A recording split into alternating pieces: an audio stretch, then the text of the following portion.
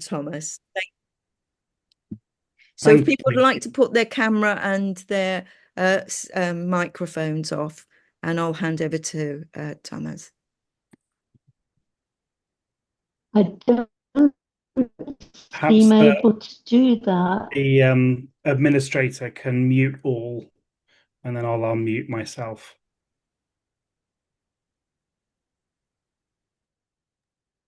There we go. Lovely. It's really good to see you all. It's good to see some friendly faces that I know already.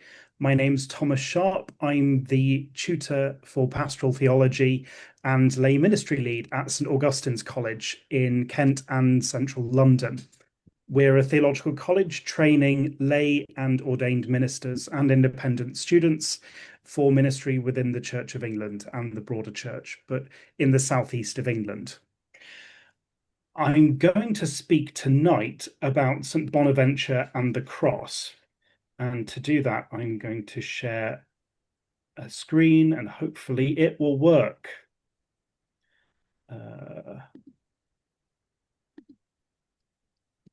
There we go. I'm going to talk about St Bonaventure and the cross, and I'm going to place it within the context of the contested inheritance of the Franciscan narrative after the death of Francis of Assisi. This image is one of my favorites. You might recognize the little image of Francis. It's meant to be a realistic portrait of him, but you might not have seen it within the context of this larger picture of St. Mary of the Angels. When we think of Franciscanism in modern piety, we think often of this creation, incarnation, solidarity kind of spirituality and way of looking at the world. But I'm going to offer something a little different, giving a sense of how Bonaventure invites us to see, remember, and live St. Francis and his ministry. I'm going to try and do that without talking about the stigmata. I'm going to do that because I'm assuming that everyone at some point has heard of the stigmata of St. Francis, his carrying in his body the wounds of Christ. And lots is said about it. There's a whole feast day dedicated to it. I'm not going to talk explicitly about that, though it features heavily in Bonaventure's writing. What I'm going to do instead is talk about the other ways in which the cross is really central to Bonaventure's approach to Francis.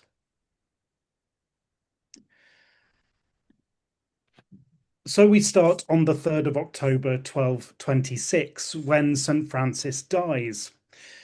Immediately, there is a push to try and get a sense of who he was, not just so that this could be disseminated, but so that the narrative could be controlled by the order. In 1228, Thomas of Celano writes his first life of Francis. In 1230, there's the versified life of Julian of Speyer, which is popular. It's meant to be versified so it can be memorized and even sung. In 1232, Henri d'Avranches versifies Celano and adds to it, so takes that official Thomas of Celano narrative, but tries to make it more popular. In 1239, the community experiences great turbulence. Brother Elias is forced to resign as minister, and the order goes through a process of clericalization from which it might be argued it's never quite recovered. The Anonymous of Perugia in 1240, 1241, we don't know, written by maybe a brother John, emphasized not judging the rich and powerful. In this sense, the Franciscans were trying to tie themselves to the mission of the wider church. Having a whole story about the rich being bad doesn't work very well if you're in a church that's controlled by rich people. So this was an attempt to harmonize. In 1246, we get the legend of the three companions, which includes things like the San Damiano crucifix for the first time and Innocent III's dream, and the miraculous identification, which leads to the orders being recognized by the Pope. All that comes in here, and it comes in the context of the Franciscan rivalry with the new Dominican order. You may have all these good things, Dominicans, but we've got the San Damiano cross, Jesus speaking to Francis, and we've got a Pope having a dream from God saying that we're the proper order, we're the right way to do things. In 1246, we have the Florilegium of Greccio and the 1276 Assisi compilation. So Brother Leo works on a sack of stories and remembrances of Francis, and he continues editing these and kind of churning them into different forms until his death in 1271.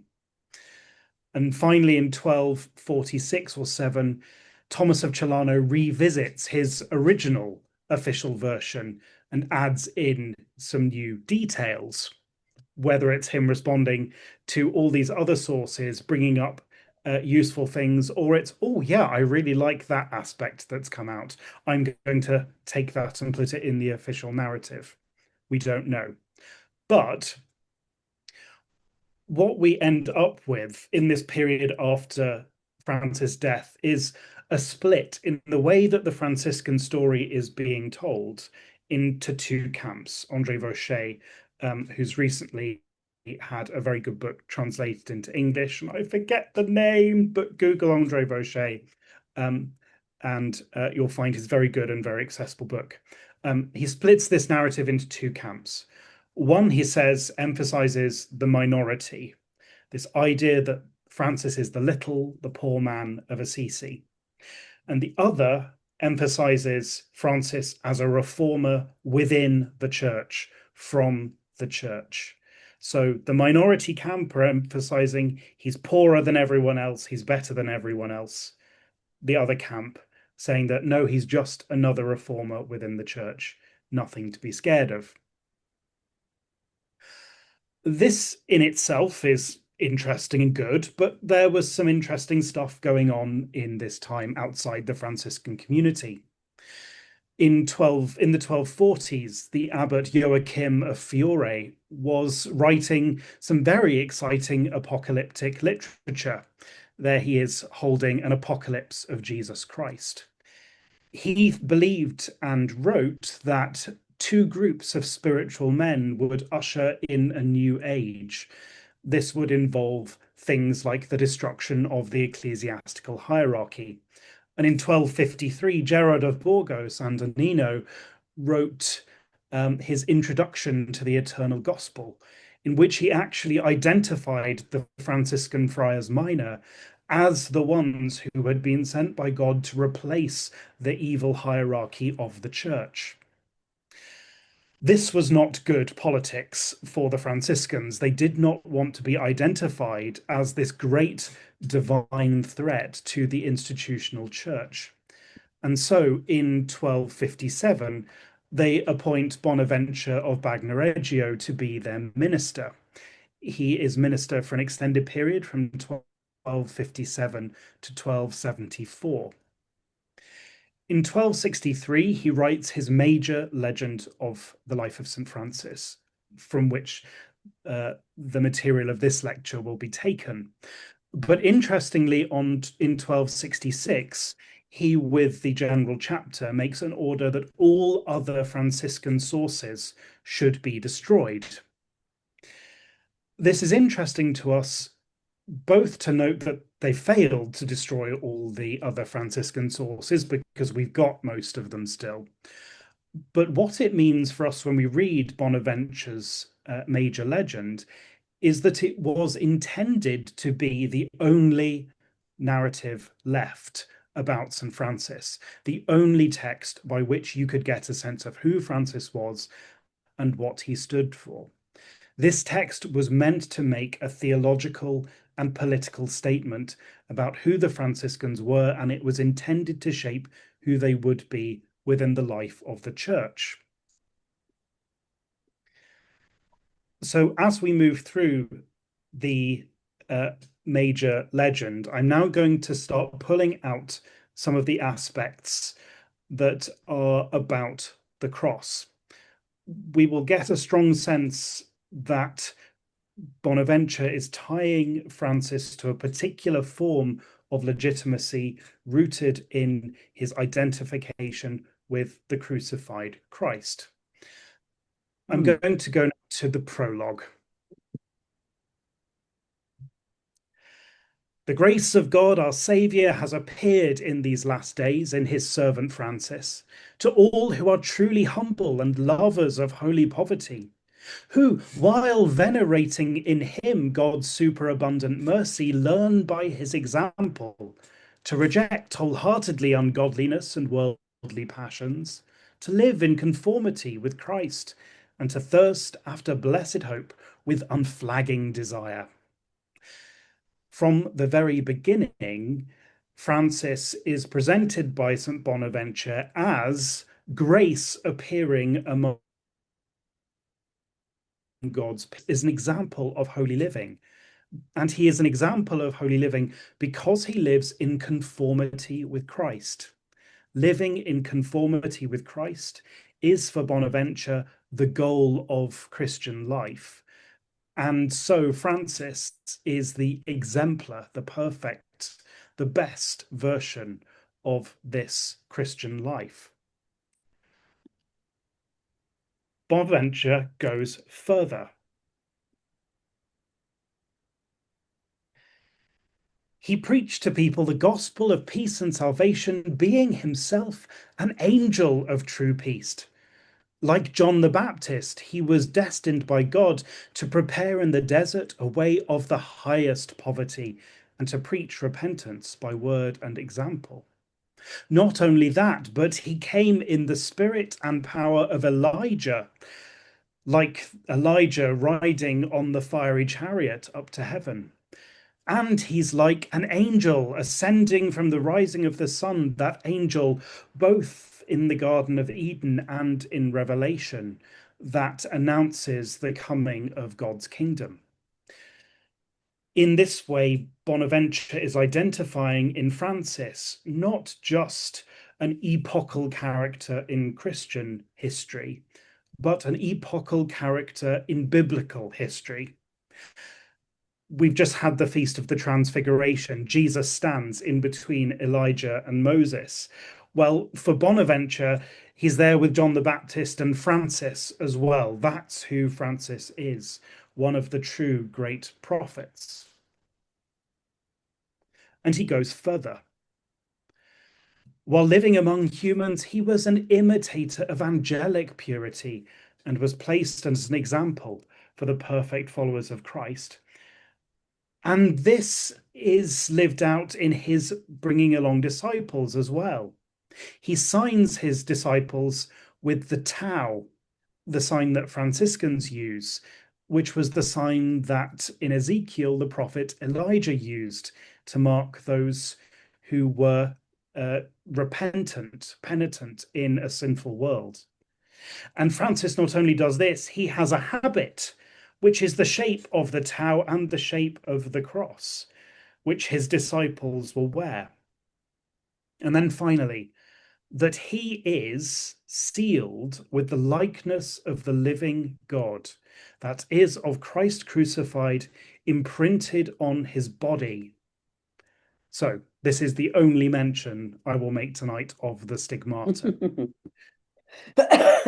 Francis is not only this John the Baptist figure, this Elijah figure, this angelic figure, Francis himself embodies Christ, the crucified Christ, in the wounds of the stigmata. Now, when we think of Francis' conversion, there are lots of stories that might come to mind. Stories about Francis going off to war and being unsuccessful, or stories about Francis being sick. This is not how Bonaventure portrays Francis' conversion. Bonaventure portrays Francis' conversion in a very deliberate way, a quite unromantic way, it has to be said, and in a way that, as we will see, will bring him closer to this idea of the conformity with the crucified Christ.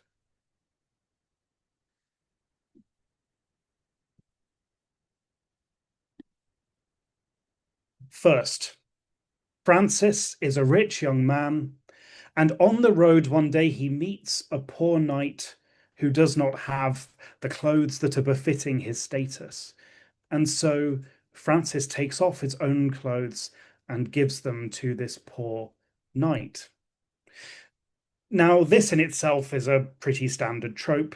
You see someone in need, you give them your clothes. This is something that all sorts of saints do. The difference is that in the night, we can see in this picture by this painting by Tssf, an angel visits him and he has this vision. He has a vision of Christ's cross. A city, a castle, is descending from heaven, and it is marked with the glorious insignia, not of any local lord, but of the cross of Christ. The cross is the insignia of the supreme king, and it is the reward for following him.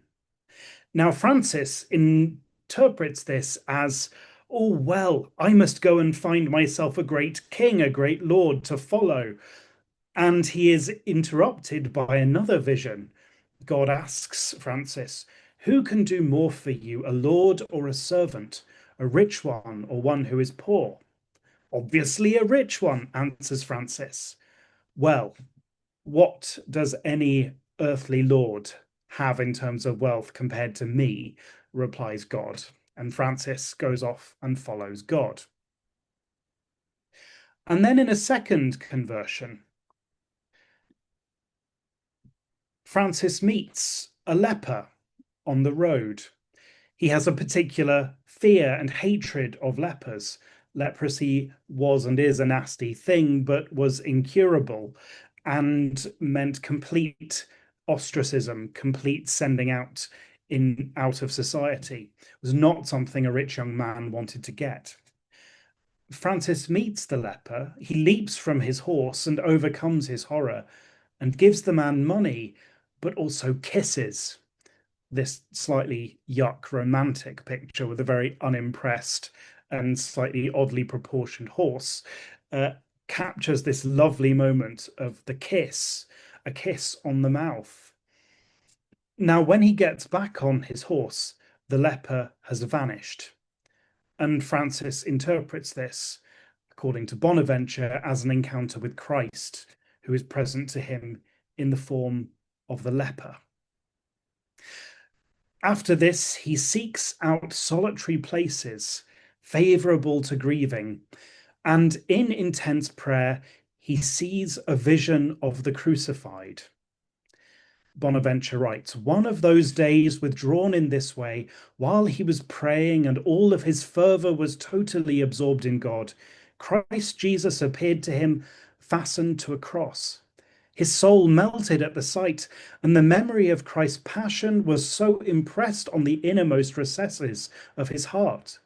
From that hour, whenever Christ's crucifixion came to mind, he could scarcely contain his tears and sighs, as he later revealed to his companions when he was approaching the end of his life. Through this, the man of God understood, as addressed to himself, the gospel text. If you wish to come after me, deny yourself and take up your cross and follow me. For Bonaventure, it is this encounter with the leper, this very deeply human encounter with the leper, that sparks in Francis an obsession with the crucified Christ. His vocation is rooted in an encounter with the crucified Christ, and his vocation is renewed consistently through this encounter with the crucified Christ. This transformation that has affected in him gives him a very strong cross-centered spirituality, a deep affective response to the cross. This wonderful image that every time he thinks of the crucified, he bursts into tears. What we then end up with is Bonaventure interpreting every aspect of Francis' life through the cross. And now throughout Bonaventure's major rule, he includes these um, little poetic passages that are kind of more popular and a bit more bouncy in his fat text.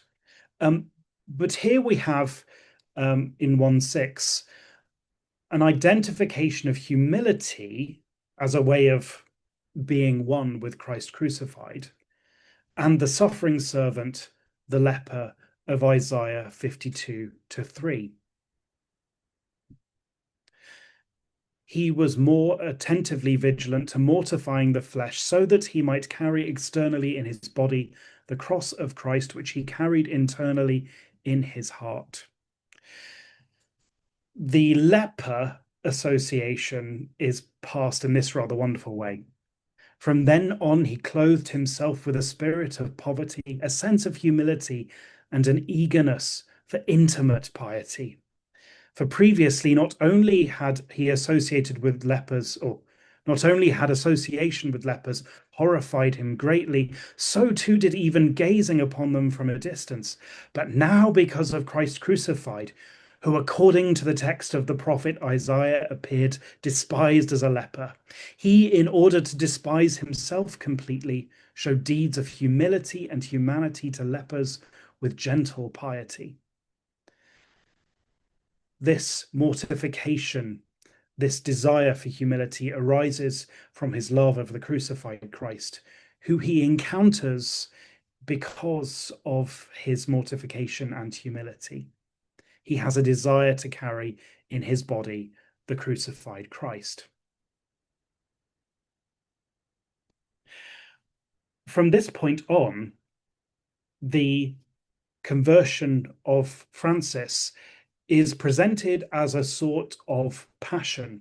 It follows the pattern of the passion of Christ. So we start in Gethsemane. After these intense emotional conversion experiences, the Spirit drives Francis into the church of San Damiano to pray before the crucified. He hears the vocation to rebuild the church, praying before the cross. Impelled by the Spirit, he went inside to pray. Prostrate before an image of the crucified, he was filled with no little consolation as he prayed. While his tear-filled eyes were gazing at the Lord's cross, he heard with his bodily ears a voice coming from the cross, telling him 3 times that vocation to rebuild the church. And once he has heard that vocation to build the church, he fortifies himself with the sign of the cross before arising to sell his father's possessions. This perfectly unites Francis with Jesus praying in the Garden of Gethsemane. He's having this tear-filled encounter with the crucified, who has prayed very similarly. And then he makes the sign of the cross, signing himself with the future that God has for him before going off to continue his conversion.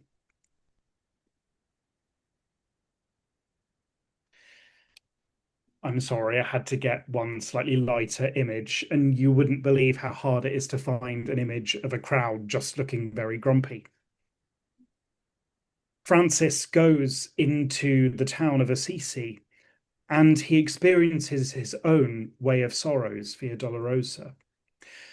It's an image we don't usually have, but Bonaventure paints it very starkly. When the townspeople saw his unkempt face and his changed mentality, they thought he had gone out of his senses. They threw mud and stones from the streets and shouted insults at him as if he were insane and out of his mind. But the Lord's servant passed through it as if he were deaf to it all, neither broken nor changed by any wrong. When his father heard the shouting, he ran to him at once, not to free him, but rather to destroy him. With no pity, he dragged him home and badgered him first with words, then with blows and chains. But as the result of this, he became more fit and eager to carry out what had begun, recalling that gospel passage, "Blessed are they who suffer persecution for justice' sake, for theirs is the kingdom of heaven." Francis is right there with Jesus carrying the cross through the streets and being tried by Pilate.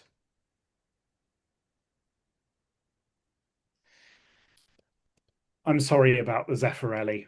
It is historical trash, that film, but it is really good theologically. Francis strips naked and gives his father his possessions. What's interesting here is the way that Bonaventure frames this, not just as a giving up of himself, but a taking on of the cross. Moreover, drunk with remarkable fervour, he even took off his trousers and was completely stripped naked before everyone. He said to his father, "Until now I have called you Father here on earth, but now I say without reservation, Our Father who art in heaven, since I have placed all my treasure and all my hope in him." They brought him a poor, cheap cloak of a farmer who worked for the bishop, which he accepted gratefully, and with his own hand marked a cross on it with a piece of chalk, thus designating it as the covering of a crucified and half-naked poor man. Francis doesn't go off into the sunset naked like in Zeffirelli. He doesn't get clothed with the bishop's cloak as in Celano and some of the other stories. He is clothed with a poor habit that he has marked with the sign of the cross himself, very deliberately putting on the cross, literally.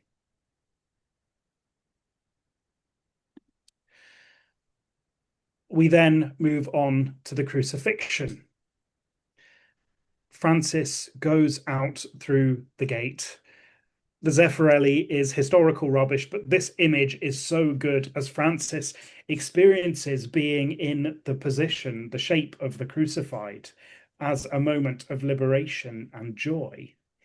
And that's kind of what Bonaventure wants us to think. Thus the servant of the Most High King was left naked, that he might follow his naked crucified Lord, whom he loved. Thus the cross strengthened him to entrust his soul to the wood of salvation, the cross, that would save him from the shipwreck of the world. Released now from the chains of all earthly desires, this scorner of the world left the town and in a carefree mood sought the secret of solitude that alone and in silence he would hear in the mystery of divine eloquence. Francis' crucifixion is a moment of rebirth, a moment of baptism and of new life. It is a moment of joy to put on the cross, according to Bonaventure.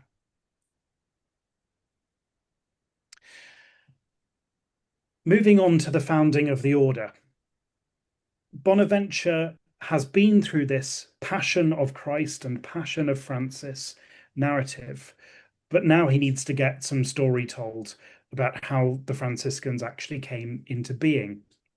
What's interesting is that he briefly departs from his very cross-focused way of seeing things. He says, hearing and understanding and committing this to memory, this friend of apostolic poverty was then overwhelmed with an indescribable joy. Francis is not here being identified with Christ on the cross, but with the apostles being sent out. However, Bonaventure immediately then follows this with a paraphrase of Isaiah 52, which narrates the crucified, suffering servant Christ, who is mistaken for a leper. So he brings it back straight away to the thought world of Isaiah and the crucifixion. Thus it happened that, filled with the spirit of the prophets, and according to a prophetic Isaiah passage, he proclaimed peace, preached salvation, and by counsels or salvation brought to true peace many who had previously lived at odds with Christ and far from salvation.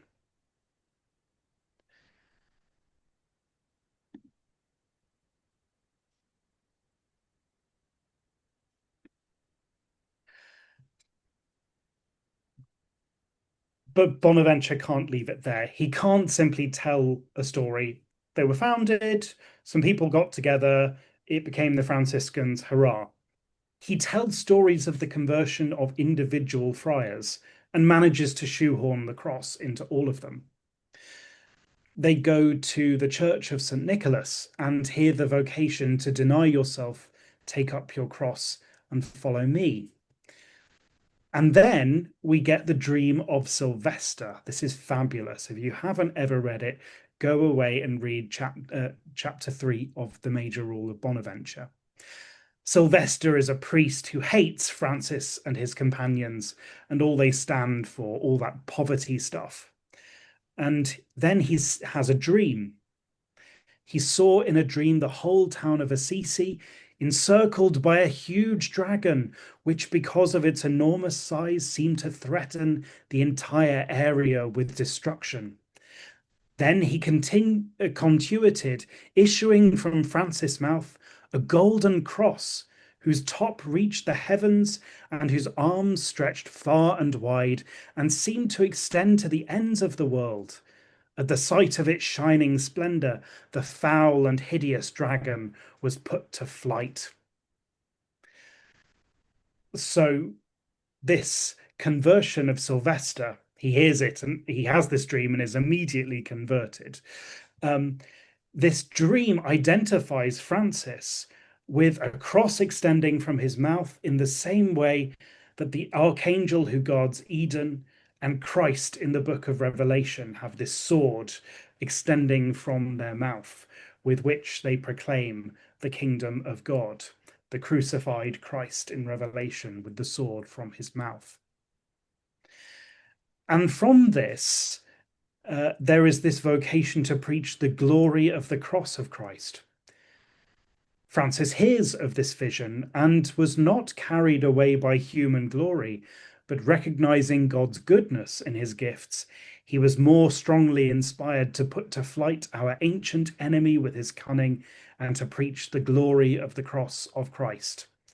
The cross of Christ is not just the means of our salvation, it is the way that the enemy, the devil, the dragons are all defeated as well.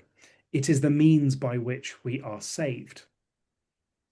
And in response to this, Francis now sends out the order, his brothers, to preach and to get things going.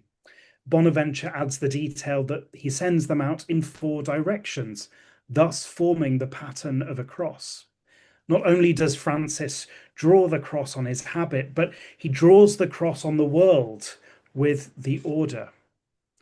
They pray not with books, but with the book of Christ's cross, which they studied.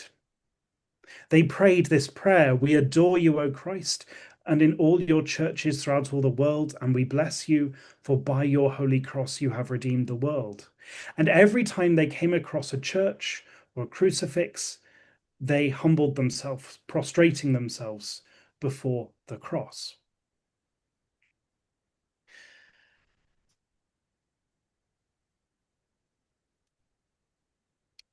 Here's a story of the conversion of Brother Pacifico.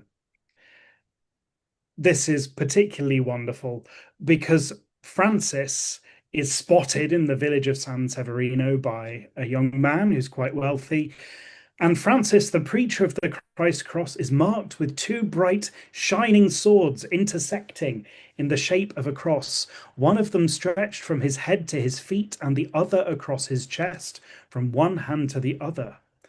This person does not know Francis by sight, but as soon as he sees him, he recognizes him.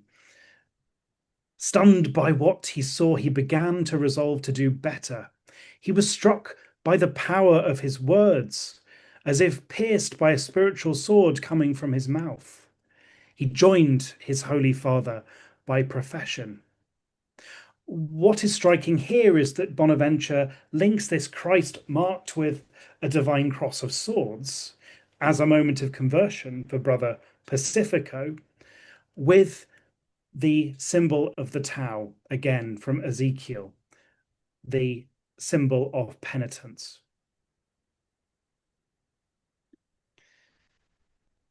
We're on our last 2 slides now, so if you're beginning to get overwhelmed with cross references, A, don't worry, because that's what Bonaventure wants you to be overwhelmed with cross references, but B, we're coming to our discussion in a moment. The chapter of Arles is an early gathering of the brothers at which Francis is not present. And Bonaventure portrays a mystical vision seen by one of the younger brothers of Francis, where he's lifted up in the air with his arms extended as if on a cross, blessing them. So Francis is presented as embodying the cross spiritually to his brothers and making the cross present to them even where he is not present. And in his little poetry song bit at the end of that section, Bonaventure describes Francis as the carrier and the minister of the cross. Rather lovely image that in a community where the ministers look after the brothers and look after one another, Francis' job is to be minister, to look after the cross and to cherish the cross.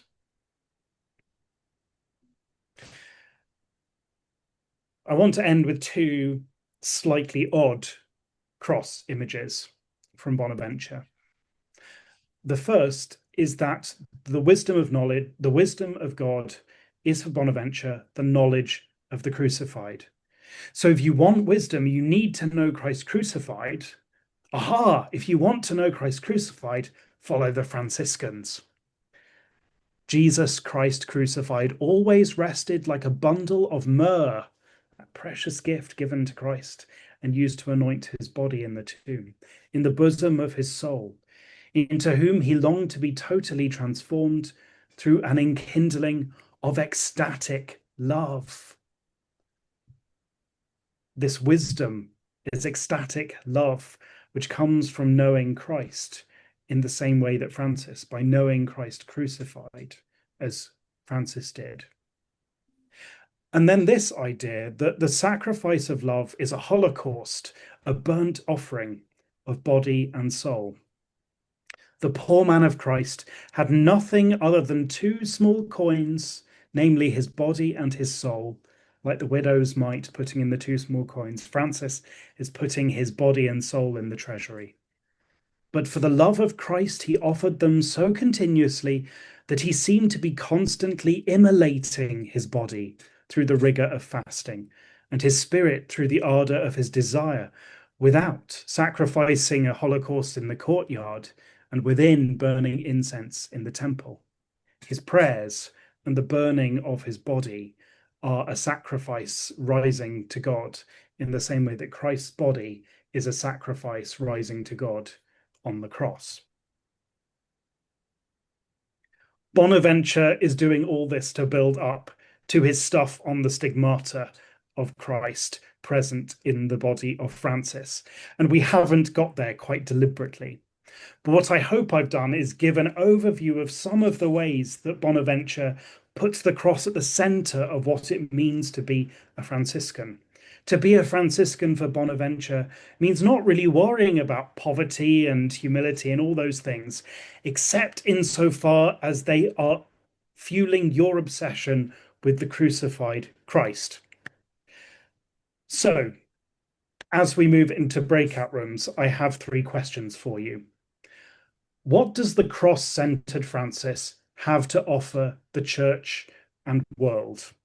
Is this a vision that still has something to offer? Are there any ways in which this is unreconcilable with the Francis of popular piety? Irreconcilable? Unreconcilable? Never mind. But does he fit with the Francis of popular piety? And is a Franciscanism based on identification with the suffering Christ compatible with modern values? Those will all be in the chat, so you can go off and have fun and chat. And I hand back over to